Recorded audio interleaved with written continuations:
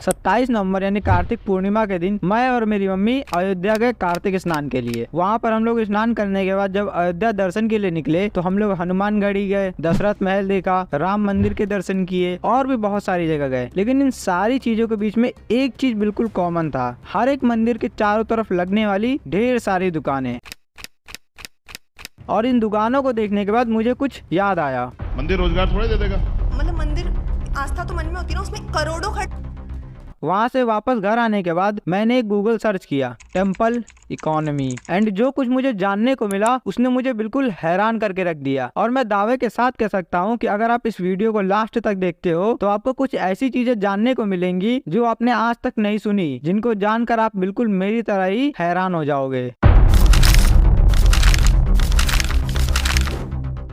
तो सबसे पहले जिन लोगों को लगता है कि गवर्नमेंट टैक्स पेयर का पैसा यूज करके राम मंदिर को बना रही है, इसमें कितना सच्चाई है इसको हम लोग पहले क्लियर कर लेते हैं। तो हाँ, ये बात सच है कि भारत सरकार ने राम मंदिर को बनाने के लिए डोनेशन दिया है। राम मंदिर को बनाने के लिए गवर्नमेंट ने एक ट्रस्ट बनाया है, श्री राम जन्मभूमि तीर्थ क्षेत्र ट्रस्ट, जिसे कि राम मंदिर बनाने के लिए डोनेशन इकट्ठा करना और राम मंदिर के निर्माण का सारा काम दिया गया है। और इसमें सबसे पहला डोनेशन सेंट्रल गवर्नमेंट ने ही किया था, और वो भी पूरे के पूरे 1 रुपए का। जी हाँ, 1 रुपए का। तो आप में से बहुत सारे लोग बोलोगे कि सेंट्रल गवर्नमेंट ने नहीं दिया होगा, लेकिन स्टेट गवर्नमेंट ने तो जरूर दिया होगा। वैसे भी वहाँ पर योगी आदित्यनाथ की सरकार है। तो हाँ, ये बात सच है कि राम मंदिर के निर्माण के लिए मुख्यमंत्री योगी आदित्यनाथ ने पूरे के पूरे 11 लाख रुपए दिए हैं। लेकिन यहाँ पर भी एक ट्विस्ट है, जो 11 लाख रुपए मुख्यमंत्री योगी आदित्यनाथ ने दिया है वो उन्होंने अपनी सेविंग से दिया है, ना कि यूपी गवर्नमेंट के फंड का यूज करके दिया है। यानी कि राम मंदिर बनाने के लिए टैक्स पेयर के पैसे का यूज तो हुआ है, लेकिन सिर्फ और सिर्फ 1 रुपए का। तो अब सवाल आता है कि राम मंदिर को बनाने के लिए इतना सारा पैसा आया कहां से?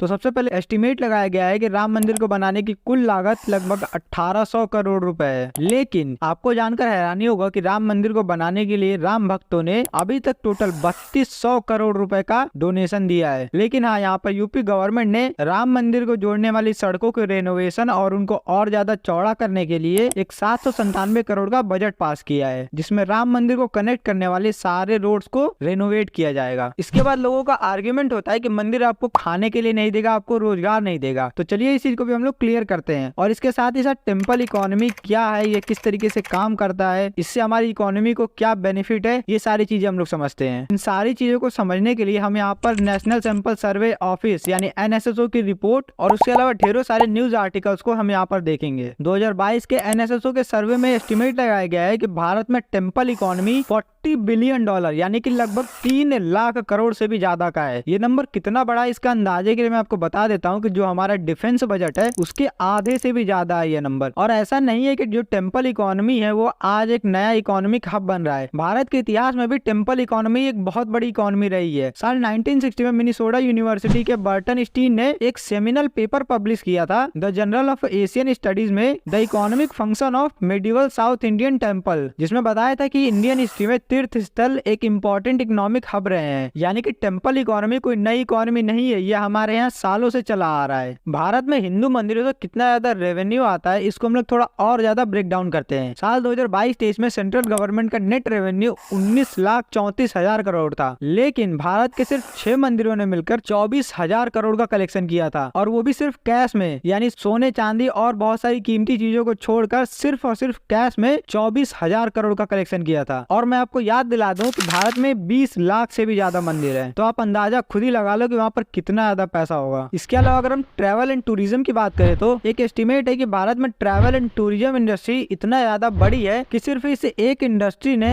8 करोड़ लोगों को रोजगार दिया हुआ है। अगर हम इस वक्त की बात करें तो भारत में ट्रैवल एंड टूरिज्म इंडस्ट्री 19% से ग्रो कर रहा है। लास्ट ईयर इस इंडस्ट्री से $234 बिलियन का रेवेन्यू आया था, और इस रेवेन्यू का एक बड़ा हिस्सा रिलीजियस ट्रैवल से आता है। अगर भारत ऐसे ही टूरिज्म में और बेहतर करता रहा, आगे बढ़ता रहा, तो ऐसी उम्मीद लगाई जा रही है कि आने वाले समय में भारत में $100 बिलियन के FDI यानी कि फॉरेन डायरेक्ट इन्वेस्टमेंट आने की उम्मीद है, जिनके बनने से भारत में 10 करोड़ नए जॉब्स और क्रिएट होंगे। अगर हम ट्रैवलिंग कॉस्ट को सोशल ट्रैवलिंग, एजुकेशनल ट्रैवलिंग और रिलीजियस ट्रैवलिंग में डिवाइड करें तो सोशल ट्रैवलिंग में पर पर्सन पर डे का कॉस्ट 1068 रुपए है। वहीं एजुकेशनल ट्रैवलिंग में यह खर्च 2268 रुपए है। वहीं अगर हम रिलीजियस ट्रैवल की बात करें तो रिलीजियस ट्रैवल में पर पर डे पर पर्सन का कॉस्ट 2717 रुपए, जो कि सबसे ज्यादा है। रिलीजियस ट्रैवलिंग में आपके छोटे छोटे परचेज जैसे फूल, माला, दिया, अगरबत्ती, तेल, चूड़ी, सिंदूर, इस तरीके के छोटे छोटे परचेज, आने जाने के लिए पब्लिक ट्रांसपोर्ट का यूज, रहने के लिए होटल लेना, खाने के लिए रेस्टोरेंट जाना, ऐसे आपकी छोटी छोटी खरीदारी को मिलाकर एक पूरी इकोनॉमी बनती है, जिसकी आज के समय पे करंट वैल्यू $40 बिलियन यानी कि 3 लाख करोड़ से भी ज्यादा है, जिसे आज के समय पे हम टेम्पल इकोनॉमी के नाम से जानते हैं। अब इन सारे तथ्यों को मैंने आपके सामने रख दिया है। अब आप एक बेहतर समझ के साथ सोच सकते हो कि मंदिर हमारी इकोनॉमी के लिए किस हद तक फायदेमंद है। बाकी तब तक आप मेरी ये वाली वीडियो देख सकते हो जिसमें मैंने बताया कि लिथियम कैसे इंडिया के फ्यूचर को चेंज करने वाला है।